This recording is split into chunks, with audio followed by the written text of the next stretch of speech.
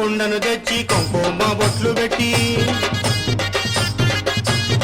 పచ్చి కుండను తెచ్చి పసుపు బొట్లను పెట్టి కొత్త కుండను తెచ్చి కుంకుమ బొట్లు పెట్టి పచ్చి కుండను తెచ్చి పసుపు బొట్లను పెట్టి ఎడ ఎడ ఎడ తోడా